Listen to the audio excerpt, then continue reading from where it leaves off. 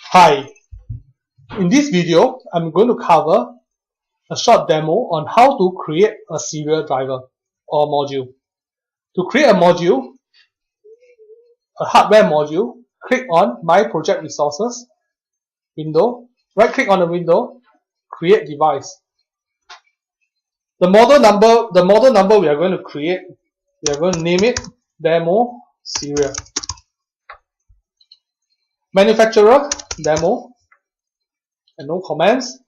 Type of the equipment we are going to create is a projector, and the connection is serial. Next. Now we have come to the communication parameters section in the wizard. So to find out what is the communication parameter, we have to look into the user manual of the projector.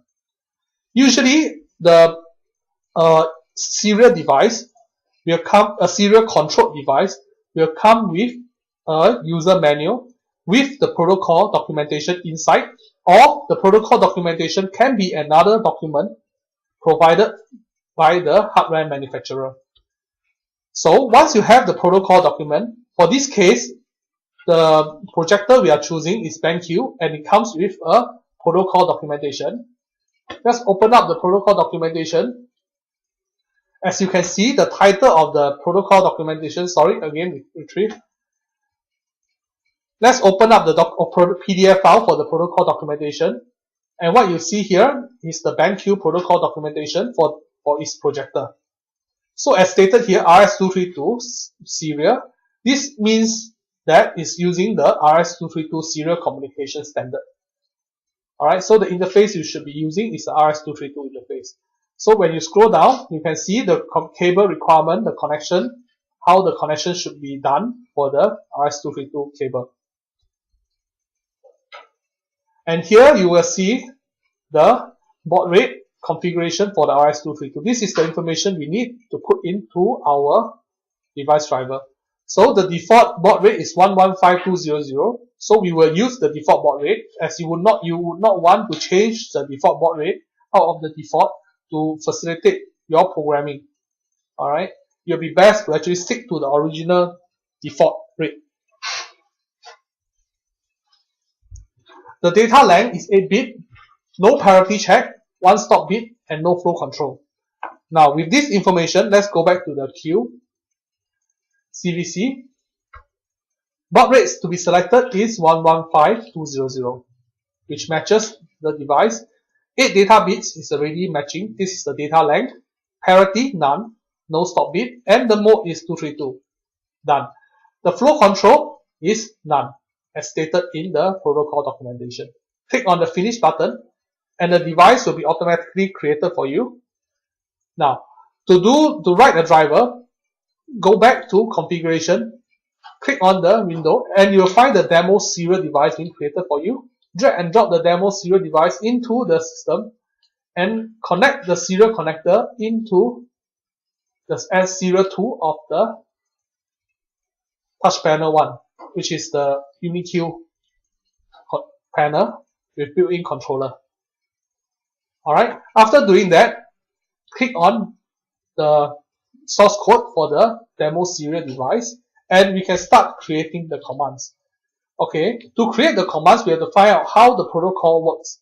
Go to the PDF document and further down, scroll down, you will find examples or documentation on the protocol. So, for the operation power on, as stated here, you need to send an ASCII command with a carriage return CR followed by a star power equal on followed by a hash followed by another carriage return. So we have to put this command into our system. And the operation to create will be power on. Alright, so simple. Go back to our, so we do a copy of this command. Sorry, we have to do a copy of this command. Right click, copy. Go back to the CVC. Now we have to create a module. Insert a code unit. A function code unit by the name of power on.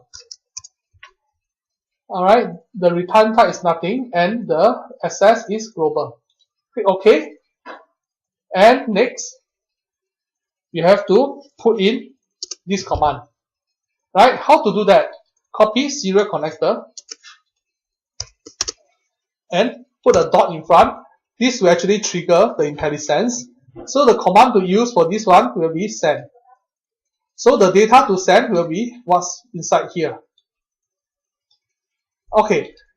Note that the data to send must be in a byte string. So you have to declare this entire line. You have to convert this entire line of codes to byte string. So byte string, you put an N, S in front, followed by a double quote, and ending with a double quote. But still this will not work because CR is a non-printable character. And to represent a non-printable character in byte string, you will have to convert this CR into a hex, into a slash hexadecimal number. To find out the hexadecimal code for CR, go to help, content, go to ASCII code at the bottom. You will see all the ASCII hexa or decimal notation for all the ASCII codes available in the standard.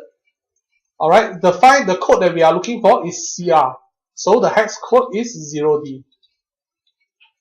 Copy 0D.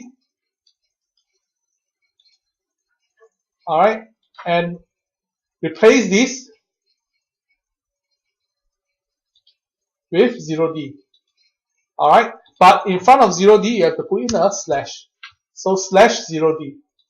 And copy this entire line here. And do a build. We are done. So now we have created the command for power on. You can go on and do other commands like add in a power off command. Alright, going back to the user menu for the device, the power off command is just to change the power equal to off instead of on. So simple. Copy this.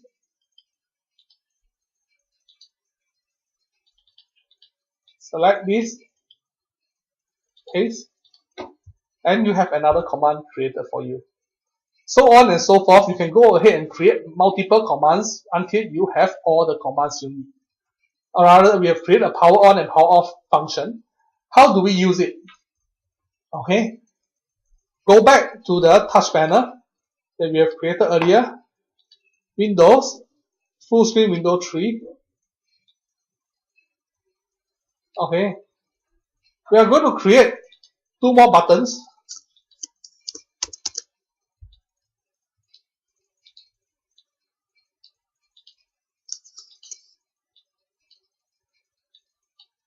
And we are going to label them accordingly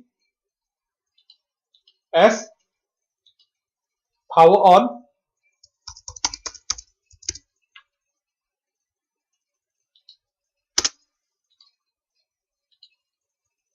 and power off.